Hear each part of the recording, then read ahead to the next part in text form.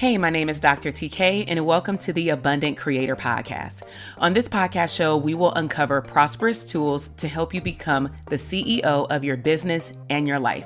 I am a mom and wife who merged my knowledge as a clinical psychologist and professor for over 20 years into building a multi-six-figure mental health business and seven-figure digital product business serving others and doing what I love. Now, I believe that you can make a wildly abundant living unapologetically while also dreaming big, enjoying life, and making a huge impact. So if you are ready to achieve your biggest goals, then you are in the right place. So let's get started. Hey, what's up, y'all? Your girl is back with another Car Chronicles. We are talking private practice and not falling into the thirst trap and offering your true valued prices from jump. Let's go ahead and hop in and do a little case study. Hey y'all, welcome back. My name is Dr. TK, clinical psychologist, solo private practice owner, ex-group practice owner. Loves my group for 5.5 years, but we are still going out here strong for 12 years in the private practice land. And so today I want to talk to you about the importance of not falling in the thirst trap. And what the thirst trap means is that we are impatient as entrepreneurs. We really want that first or that next client, and you would do anything it takes, including saying yes to the wrong opportunities just because you chasing that next hit. And it sounds like probably something illegal, right? But we're talking about therapy here, so get your mind out the gutter. But I want to share with you a lesson learned in a story in my first couple of weeks of private practice back in 2012. Okay. All right. So let me take you all the way back to 2012. So at the time I was working full time at the juvenile camp. I had Thursday, Friday, and Saturday off. And my goal was, when I was starting my private practice, was not to get my own space, but to sublet instead, to do something where I could serve my ideal clients. And I was still fine tuning what that was. But I knew that I wanted to work with, I'm going to say, a more diverse population. They don't have to be Black, but I just want them to be of a colorful descent, because that's what honestly I was used to at the time and what I was comfortable with serving at the time because of my level of confidence with interacting with other cultures. we need to probably do a Keep It Real series. And so I end up saying that I wanted to work, which did not match my demographic. I just want y'all to hear this, right? Where I chose to work at did not match where my clientele was actually at. So that's important when you get a physical office. And so I wanted to work in like the West LA area, which it's very diverse out there. But I specifically wanted an office in Beverly Hills, right? And it was right by the Beverly Center. I was over there all the time, so that's probably why I wanted a client over there. And what I had told myself was, I didn't know what my prices were going to be at the time, but whatever my rent was, that's how much my therapy sessions needed to cover. And the only reason, honestly, I'm not going to say that I was in full lack mindset. I was, though, but not in 100% lack mode, was simply because I had a job that paid me 6 figures with overtime. I also was working at 2 to 3 colleges at a time. Your girl wasn't hurting for money. In terms of material goods, I had my new home. I had my new car. I was able to take trips. I was newly single. I wasn't hurting for anything. I did not have any children, nor was I in a relationship. And so I was just living it up, right? So not everybody can say that. You may have left your job prematurely and all those things, but that wasn't the story for me. So fast forward, I get a referral. I don't know how they found me, but I probably listed myself on Psychology Today at that time. But they found me, and my rate was, I'm just going to say, less than $75. That's all I'm going to leave it as. It was an African-American young man, college basketball player, and I'm going to say that my niche found me, because before then I was working with all difficult teens. And I think that's why I was safer initially working with transitional age youth, because I felt like, well, I was seeing some transitional age youth already in the jail system and also at the high schools I used to work at. So initially I was getting like the 20-year-olds, the 19-year-olds still living at home, but I ended up getting like 2 African-American males who were having panic attacks on the court. And I played basketball, so I was very relatable to, in terms of, the sport itself and like the pressure of the sport itself. And I had panic attacks that I had worked through, through services as well. So beyond that, along with, being a clinical psychologist, it was like a win-win for my clients. And then all of a sudden, one day, after having 2 male clients, I received a phone call from a woman. And she was calling on behalf of her spouse. Now, if you know anything about confidentiality and rules of adults, they can do whatever they want to set up the adult session. But at the end of the day, I still need to have the consultation and the intake with the adult. So the wife proceeded to tell me things that should have been red flags in the beginning, such as not only does he need therapy, this husband also needs a evaluation for work. And I'm like, well, what kind of evaluation? And it was an evaluation that would determine if his mental health impacted him to not go to work. And so I made it clear I don't do SSI evaluations, meaning, I didn't say this on the call, but I did that like at my job through the county. I don't do workers' comp evaluations unless I can talk to the department to determine if I have the proper tools, aka testing materials, questionnaires, intakes that would help me give them the results that they need to see on a report. But I can do more of a progress letter. So I found out that it was through EDD. And so I said, I'm not going to say yes, but I will do the intake, because if the person needs services, even if I do fill out paperwork, my rule is they still need to get services to reduce the symptomology of what I put on the paper. So she said, okay. So she passed off the information to the husband, and then she proceeded to tell me another red flag, which was, because I said, how long has he been seeking a counselor? Just give me a little bit of tidbit, until I talk to him. And she said, I was so happy, like, this is our last try.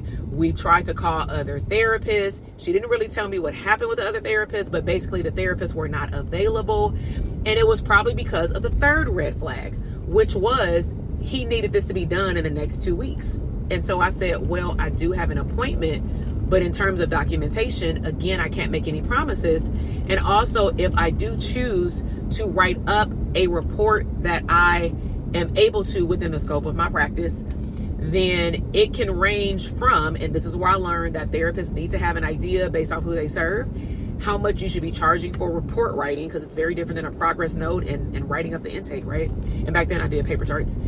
It can range from as low as $25 up to $150. So she said, okay. So had a brief consultation with him. He scheduled the appointment with me, gave him the address. He came the following week. So the intake itself, now keep in mind, I just told y'all I did SSI evals. Part of the SSI evals was me doing malingering tests. I need to see if you're lying. Are you exaggerating symptoms? Now, at the end of the day, if you are presenting in such a way that you are severely having problems, right? And this is what I used to do with some of the clients in the other job, is like, if you can keep up these symptoms for months and months, you actually might have a problem, because no one can keep up severely mentally ill symptomology, like I'm seeing things, hearing things, I'm severely, majorly depressed, all these things, right? So I have the intake. The intake in the beginning was cool until I asked him to walk me through when he said he used all the words, he was suffering from major depression. And I said, well, can you tell me what you're experiencing? How does it show up at home, at work, with your marriage, all those things. So it's like he was reciting the DSM book. If you're a therapist, you know exactly what I'm talking about. And not only did he recite the symptomology, not in order, but it was like a checklist.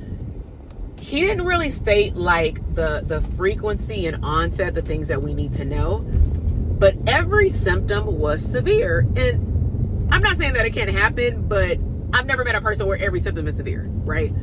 I only see that with kids when they feel like nobody's paying attention to them. But again, I'm not saying that this couldn't happen, right? Y'all, I'm trying to double dip here and do this catch up with y'all. And this story just came to me because I'm like, ooh, therapist's been asking about this topic. So if you hear my son, you hear my son. It is what it is. All right, moving on. Shh. Okay, we're on our way to Chick-fil-A. So we're on summer break. It's okay. All right. So as he's telling me the symptomology, what dawned on me is, did he remember that I told him and his wife that if his symptoms are so severe where it's impacting work, and if these papers are going to, they make the decision, if that's going to help him get off work along with my recommendations to continue treatment, he needs to continue treatment. So at the end, he said, so what is it, doc? And I said, well, per your report of what you're experiencing, you know, it's definitely along the lines of depression. I didn't want to classify it in front of him. I said, you know, I have no problem writing up the report, but the cost of the report is going to be $150. He said, but wait, my session is $150, right?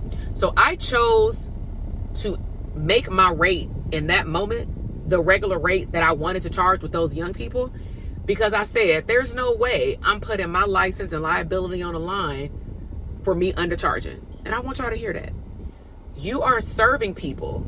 Your liability is on the line. Your malpractice is on the line every time you do therapy. So why are you shortcutting yourself when you're the one that has to pay for your bills, your malpractice, your student loans, and all of your expenses? Like, think about what you put into it and what you're not getting back.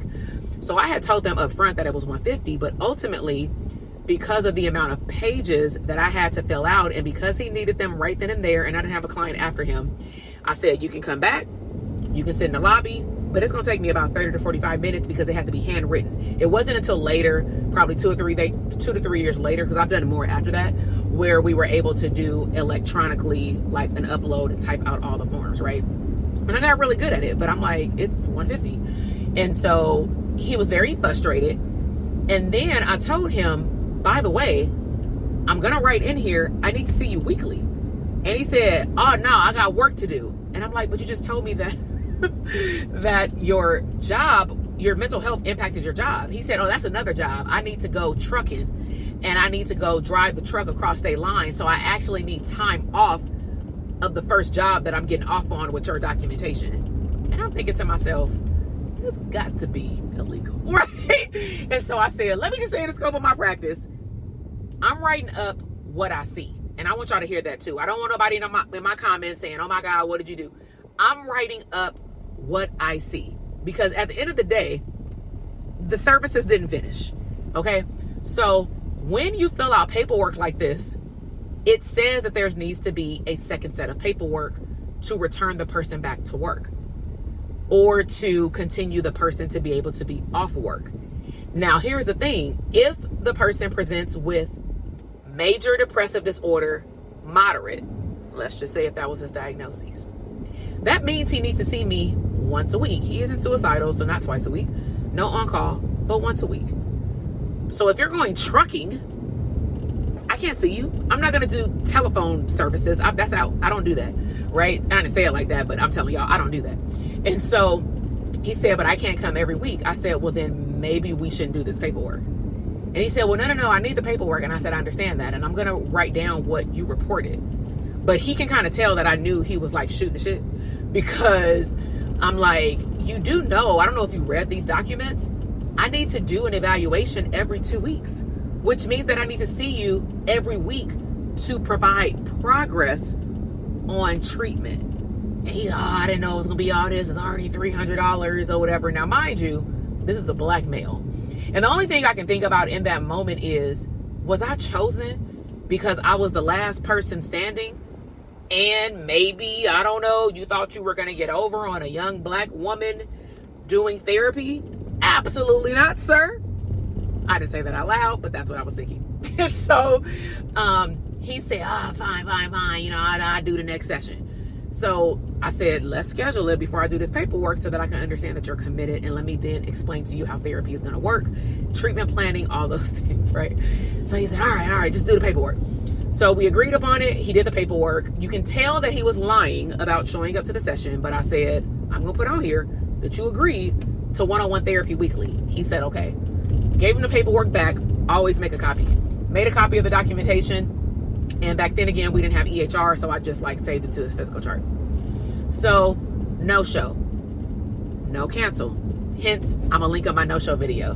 You want to know your no-show policy, right? And what your extenuating circumstances are, and at what point did you shut down a case.